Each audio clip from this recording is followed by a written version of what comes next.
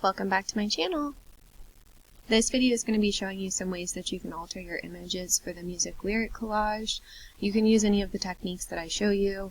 You can take them and use them how you want. You can use any of the other skills that we've talked about so far in this class. Really, it's totally up to you. You just need your pictures to look different than how they came originally from either the internet or from your magazine scans. So I've got a list of ideas for you on the slides here, and I'll show you some of those in Photoshop. So the measurements for your collage are on the slides. You can choose from landscape or portrait, and the numbers are both written there. It's really important to make sure that the numbers are set to inches. And next, getting pictures over to that canvas, so you can Control A, Control C, Control V. You can cut certain parts of it with any of the selection tools. It's really up to you what you do. If you need to feather, please remember to do that with Refine Edge and Feather. And I've just been pasting my pictures over onto my new canvas so that I can show you some of these techniques. Remember to hold Shift when you resize from the corner. So remember, when you're collaging, a lot of times you're figuring out what you're doing as you do it. I don't really have a straight idea as I'm going into this, so I'm kind of just playing with some of the pictures as I work. I've got this picture of Paris that I like right now. I want to get rid of this hard edge and kind of blend these two sky pictures together, so I'm getting the eraser tool. And I'm making sure the brush hardness is low and using like a pretty big brush. I'm using my bracket to change the size of my brush, and I just want to like blend those two skies into each other. So the eraser is away. You can also change the opacity, which is the see-throughness of the eraser. That's one way you can kind of blend two pictures together.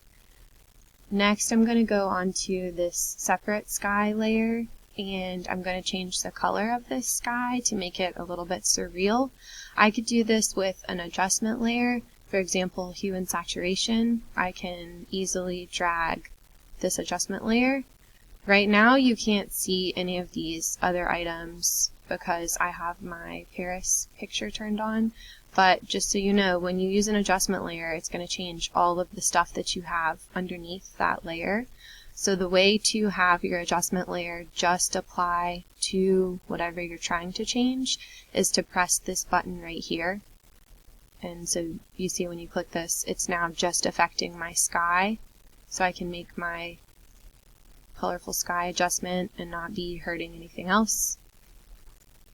You can also control the strength of the color with the saturation. You can control the lightness. Maybe I think that looks cool for now. So that's one way you can change the color, again, is with an adjustment layer. If I turn that off, another way I could change this layer, which something to consider is this way I'm going to show you is permanent. So if I'm not positive, I would suggest that you use an adjustment layer, because you can always remove that later on if you decide you don't like it. The other way is if you do image adjustments, and I did Hue and Saturation, so I can drag this slider. The nice thing about this is it's only applying to the one layer. It can't hurt anything else underneath it. But again, the thing with doing this is it's permanent. I can't later go back and change this, so I would have to completely get a new sky picture and put that in if I change my mind later on. So just keep that in mind with adjustment layers versus image adjustments and whatever adjustment you're doing. So next I've got this picture of this girl that I'm going to have like looking down over the city. I've got the eraser tool and I'm starting to remove these hard edges. This is like a workaround if you don't want to have to polygonal lasso everything. So I'm using the opacity pretty high up to get a lot of the darkness, and then I'm lowering the opacity of the eraser as I get closer to her, so it's more of a gradual fade, and I can select how much of her I want to appear. I'm zooming out a little bit so I can get a little bit higher up here so I have more control. And then next, maybe I'll change the color of her to have her fit the scene. Maybe first I want to mess with the exposure, like how light or how dark she appears. That's a little contrasty. And again, that's affecting all of my stuff below. So if I hit this button, it's not hurting anything else. Maybe I've decided now that I actually don't like that adjustment. All I have to do is right click that adjustment layer and say delete. Instead, maybe I want to play with the vibrance. So remember, this controls the strength of colors. And I just want it to affect the girl. It's not really doing too much. I could lower the saturation if I want to remove some color from things. Maybe you have like a sad song and you want to show mood by removing some color. That's an option. This girl's pretty bright. I don't really think I need that, but there's an option there for you. Again, just a little bit of color gone. Something people ask to do a lot is have just one thing in color and the rest in black and white. You could do that with a vibrance or saturation adjustment layer. So maybe for some reason I want just her hair to be in color and the rest in black and white. I could lower the saturation and then put a mask on. So I switch to this button right here. If I press invert, you'll notice everything goes back to color and the mask is black. If I get a white paintbrush, and you can adjust it just like you normally would, wherever I paint, it's going to go black and white.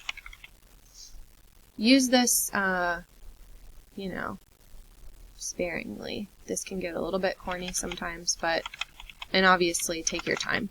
The nice thing with doing a mask is wherever I paint, the adjustment is taken off, but I can switch to black again. So like I would zoom in and I accidentally missed part of her hair right here. So if I switch back to black, obviously, you know, do this a little bit better, take your time. I'll pause and come back. So I just went back through with that brush and added some of those areas of color back in. Maybe I decided next that I also want her lips to be in color, so I could do that with the mask. And again, all of this can be done with any adjustment layer that you want. I should have zoomed in to clean that up, but again, if I made a mistake, I can just press the X button on my keyboard to switch between black and white with my paintbrush. So like if I, I can switch, and the white allows me to switch it back. So that's something you could play around with. Again, that could be for any adjustment. It could be that you want someone's eyes to stand out more, so you do that with hue and saturation. It could be that you need a certain area of your picture to be lighter and a certain area to be darker. Maybe you want the sky, whichever one of those, lighter or darker. So that's an option. I'm going back through and kind of removing a little bit of her hair. Might even fade it out a little bit more. Again, collage is kind of a work as you go.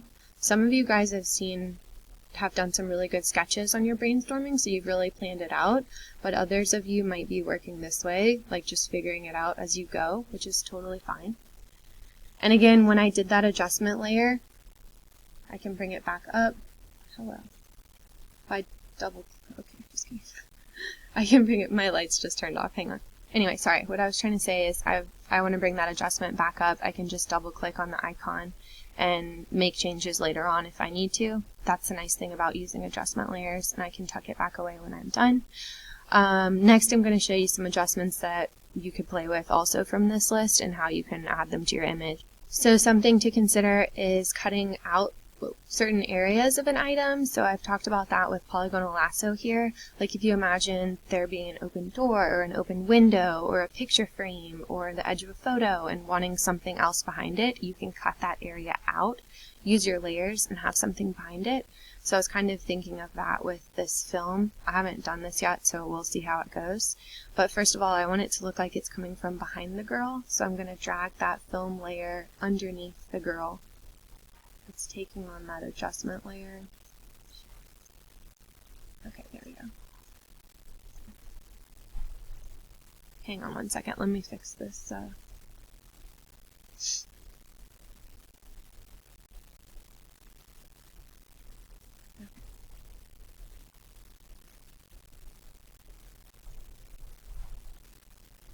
Oh, I need to move my sky. Here we go. We got it.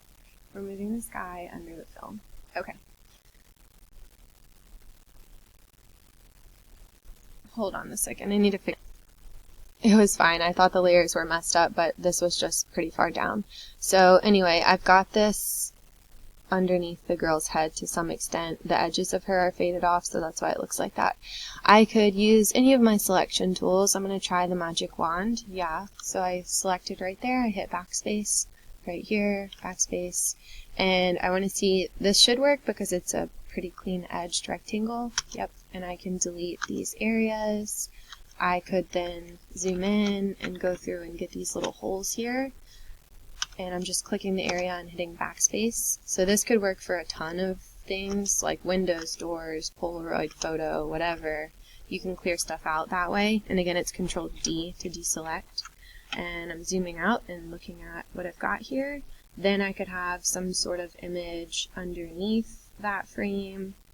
So maybe I've got this rose picture. I'm going to turn the city off so we can see. I've got this rose picture, maybe I want that shining through the film strip. Some things else you could play with is blending modes and opacity. So remember, opacity is the see-throughness of things. At this point, I'm just showing you techniques. So I could change how see-through a certain item is, whether I want something else to shine through. Other things that you may want to consider are blending modes. So let me turn this girl off. And this is important to remember. The blending modes work when they're layered on top of something else. So when I say blending modes, I'm talking about, let's get rid of this girl and the gold star. I'm talking about this thing right here where we have normal and all of these adjustments. So I'm on the gold coin layer. If I click on normal and click on normal again, you'll see I have the blue box around normal. Now if I press the down arrow key, I can flip through all these different options. So maybe I think one of these adjustments looks cool on this old coin.